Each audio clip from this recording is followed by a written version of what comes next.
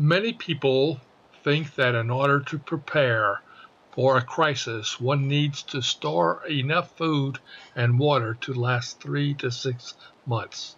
Unless the food you are storing has a 20-year shelf life, this is impractical because you have to continually change out food and throw it away.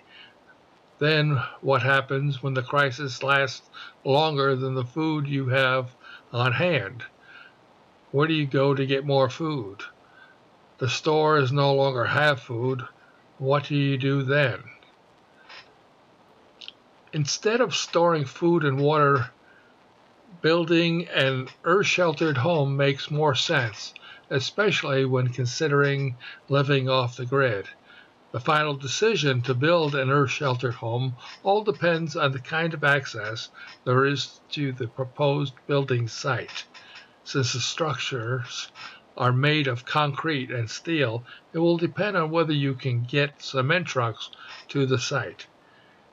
Any type of structure can be used, but an earth-sheltered home would be considered if possible, because this type of structure will provide the least expensive cost of heating and cooling and is not labor intensive to build. There are multiple reasons for this type of construction. Because the structure takes advantage of geothermal principles and the building system is heated and cooled passively, that is like 6 feet below the surface, the ground temperature is around 55 degrees all year long. This is why water pipes are buried at least 6 feet down to prevent freezing. There is no roof, so there's no roof maintenance, is another reason. Because the construction method, each module can be built in 3 days. Then the insides can be finished with no concern to the weather.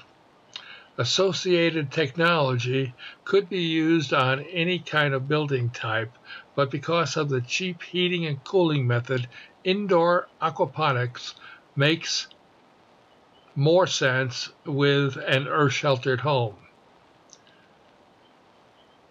The hydrogen technology used with this system is a game changer.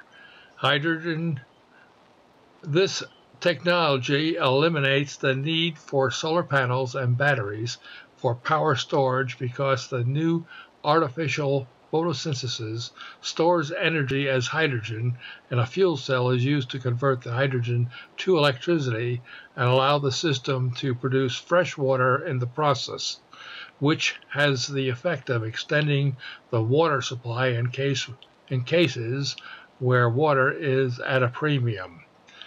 In some cases, this would allow living in an environment and even where fresh water does not exist.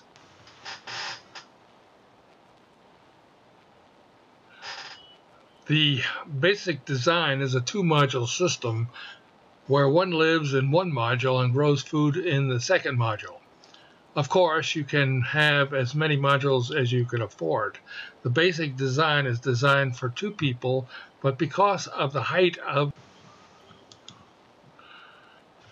the ceilings,